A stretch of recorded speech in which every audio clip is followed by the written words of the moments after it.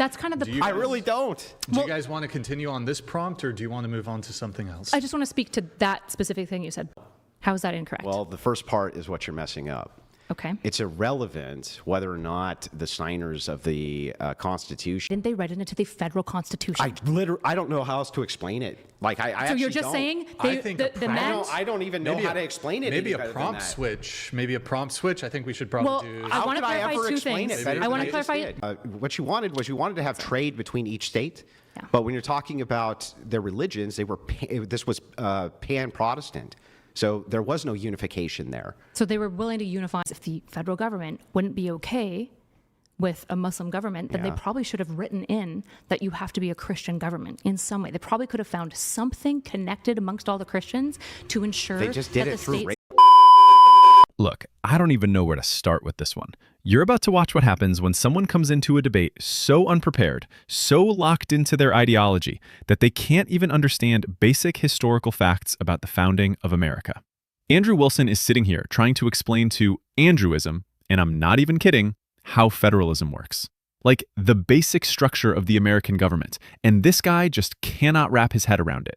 He keeps asking the same question over and over, demanding to know why the founders didn't write Christianity into the Constitution when Wilson literally just explained it to him 3 different ways. It's honestly painful to watch. But here's what makes it hilarious. Wilson stays completely calm while this dude is having a full meltdown because he's losing. Watch how this plays out. Let's get into it. They could have done something. They could have employed in some direction. I don't even know what she's arguing. How about this? You could steel man me and try. Over time on this prompt. You seem to be saying that... You guys want to do was it? I don't know. Was it the motivation, if it was the case, that there was no states? Would the founders have preferred no religion? So I've made already an affirmative claim, which I said, well, the founding fathers, despite being dominantly Christian, despite valuing their Christianity, despite most of the nation being either Protestant or Catholic, went out of their way to write religion out of a federal nation, grounding America at a nation level as a non-religious nation state. In fact, so non-religious. So non-religious. Here's the problem. Hold on, I'm not done. Okay, go ahead.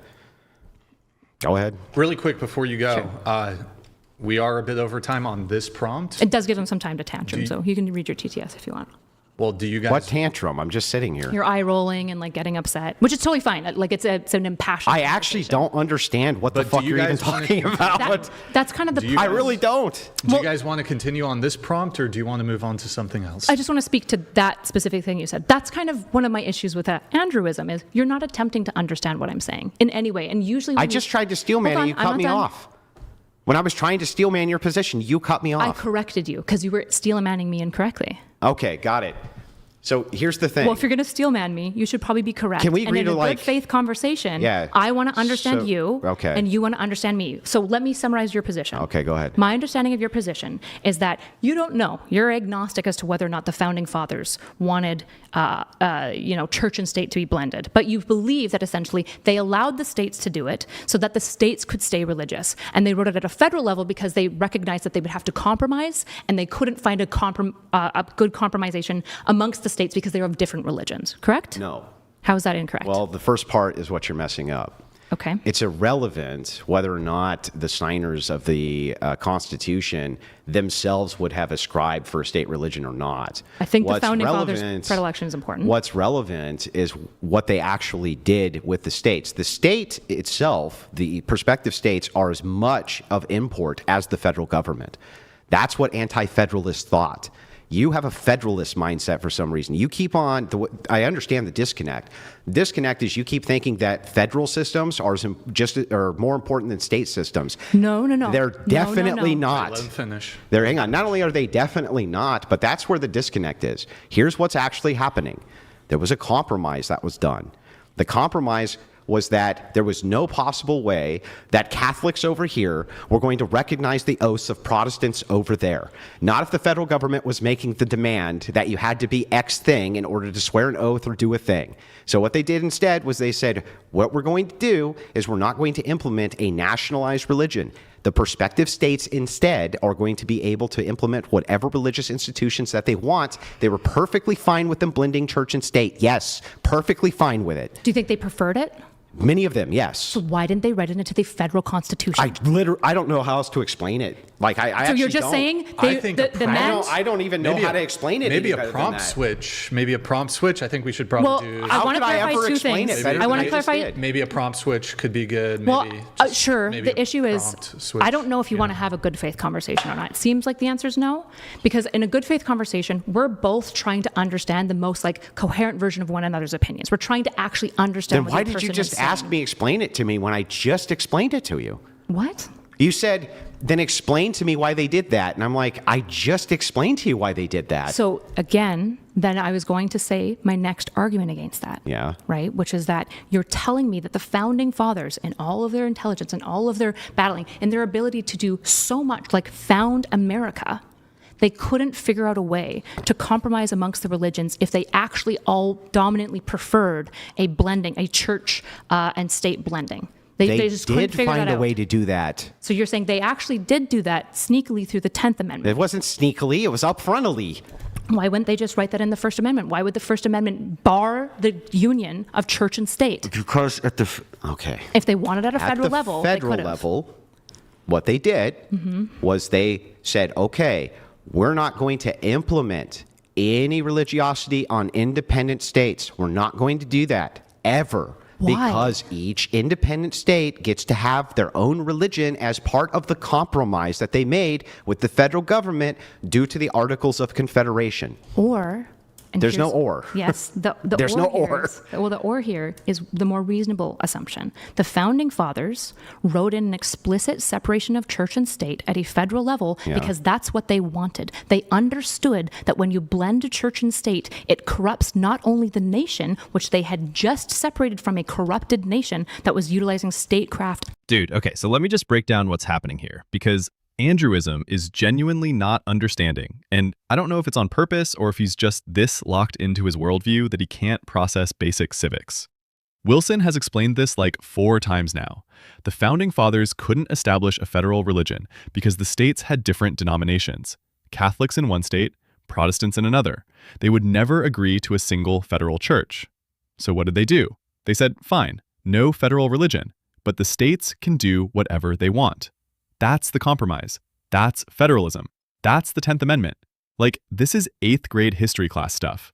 But Andrewism keeps circling back to the same gotcha. Well, if they wanted church and state blended, why didn't they just write it in federally? And Wilson keeps saying, because they couldn't. The states wouldn't allow it. And Andrewism just refuses to accept that answer. He keeps acting like the federal level is the only thing that matters, which is exactly what Wilson called him out on. He's got a federalist mindset. He thinks if it's not in the federal constitution, it doesn't count. And here's the thing. Andrewism knows this. He's not stupid. But he's so desperate to make the point that America was founded as a secular nation that he won't acknowledge the reality of what actually happened. Like, multiple states had established religions well into the 1800s. Massachusetts had one until 1833. That's just a fact. You can look it up. The Founding Fathers were fine with that. They wrote the system specifically to allow for that. But Andrewism wants to pretend that the First Amendment was some grand secular statement, when in reality it was just a compromise so the federal government wouldn't impose Protestantism on Catholics or vice versa. That's it. That's the whole thing. And Wilson is trying so hard to explain this in every possible way, and this guy just will not hear it. And you can see the frustration building. Wilson's asking him, do you want to have a good faith conversation or not? Because in a good faith conversation, you actually try to understand the other person's argument. You steelman it. You engage with the strongest version of what they're saying. But Andrewism isn't doing that. He's doing the opposite. He's asking Wilson to explain something Wilson just explained, then cutting him off, then accusing him of not making sense. It's textbook bad faith. And then, and this is where it gets really good, Wilson flips it on him. He says, okay, so you're telling me the Founding Fathers, in all their intelligence, couldn't figure out how to compromise on religion if they actually wanted a Christian nation. And Andrewism is like, yeah, exactly. And Wilson's response is perfect. They did find a way. Through the 10th Amendment. By letting states decide. Like, dude, that is the compromise. That's what they figured out. And Andrewism just stares at him like he's speaking another language. I genuinely don't know how you get through to someone like this. You explain federalism. You explain the historical context. You explain the compromise. And they just refuse to accept it because it doesn't fit their narrative. And the narrative Andrewism is trying to push is that America was founded as a secular enlightenment project, and the founders wanted a hard separation of church and state everywhere. But that's just not true. It's not what happened. The First Amendment says Congress, the federal government, can't establish a religion. It says nothing about the states. And the states did establish religions for decades. Let me know in the comments what you guys think about this. Like, do you think Andrewism genuinely doesn't understand federalism, or is he just playing dumb because admitting Wilson's right would destroy his entire worldview? Because I honestly can't tell at this point. Separated from a corrupted nation that was utilizing statecraft and religion, and they recognized that it also corrupted the religion, which there was many issues with the corrupted religion of the Anglican and then Catholic and then Anglican British church. No, that's not what happened. Okay. What happened, first of all, they had not just done this, okay? Okay. They had the Articles of Confederation first. That happened first. Mm-hmm. And what happened is they were just not able to govern because each state was like a mini kingdom, and they wanted their own currency and their own militaries. Okay, and so for like the common defense, they wanted to have some sort of federalism in order to do this. Did they unify under one currency? That was one of the primary reasons they wanted unification, was because of a currency. So why couldn't they unify under one religion? Because what you wanted to have trade between each state. Yeah. But when you're talking about their religions, this was pan-Protestant. So there was no unification there. So they were willing to unify on a whole bunch of stuff, but they just couldn't, for the life of them, figure out a way to unify the religions, because they actually did want the church and state to be blended. They wanted the church to have weight and say on statecraft. They just couldn't write it in at the federal level, so they just let states do it. Well, who's the church? The church would be the Christian church. Who? Christian church. Who's that? The Christian church. Who? There's multiple branches of it. Oh, there are? Yep. Okay. So because of that, were there multiple branches which had different states they were in? Probably to some degree, although I imagine a lot of states mostly had a lot of everything. I suspect that a lot of states had a lot of them had a lot of one thing. Really? Really. Okay. So there's just like the Quaker state. I mean, it was mostly brought up like that. The Mormon state, but it didn't. There was some. Was there a Mormon state? Delineation, but no. So was the there a thing Mormon is, state? no. So the thing is like, look, when you look at it, because of pan-Protestantism, each state independently is going to have their own religion. That had nothing to do with them being able to coordinate trade under one currency. So say if one of those states happened to be Muslim, do you think that they would have been like, woo, they get to have their own religion? Do you think that would have been okay? Or? No, I don't think so. No. So they did want a Christian nation. Well, no, I think that they were banking on white immigrants not being Muslim. Sure, but they probably did want a Christian nation, and they had some feelings about the Catholics. Well, they really, I think that they recognized that they were more united than, say, pagan religions. I think that they just thought that most of the immigrants coming in would be Western Europeans, and so not Muslims. Gotcha. So they had but say the founding fathers did have an expectation that a branch or a sect of paganism was about to be popularized in America. Mm-hmm. They'd be okay with the state just being some pagan religion, some Nordic pagan religion that a bunch of these white Europeans were appealing to. I don't even think that at that time they could have even envisioned Sure. Hypothetically, though, if there was, would they have been okay with that? I don't think there would have been a state-federal compromise if that was the case. Oh, interesting. Why? Because I think that the states would have been like, we're not going to allow a Muslim state. So the federal government would have imposed a religion on them, except they wouldn't have imposed a religion necessarily. Wait, they didn't do that. In fact, the federal government explicitly wrote that out. That would make my point. That would make my point. How would it make your point? Because if the federal government wouldn't be okay with a Muslim government, then they probably should have written in that you have to be a Christian government in some way. They probably could have found something connected amongst all the Christians to ensure they just did that it through racialism. Okay. If that's what you want to. Were they importing a bunch of brown people from Muslim countries when I wasn't looking or something? Importing a bunch of black people for slaves, yeah. And you mean the Christians? The ones that they turned into Christians? A lot of them had pagan religions and African religions that actually a lot of people, so... and then they put them all in churches and made them convert. Yeah, forced them to convert. Yeah. That worked super great. That's awesome. Well, whether it worked or not, they still were banking on Christian, yes. Yeah, they were forcing them in, but... And by the way, they didn't even see blacks as being a people at the time. You're right. So one of the issues is, for example, they write about this. They don't want, for example, black people voting because some of the states were worried about other religions getting in. Yeah, because a lot of the black people held to pagan religions. Wait, okay, who wrote about this?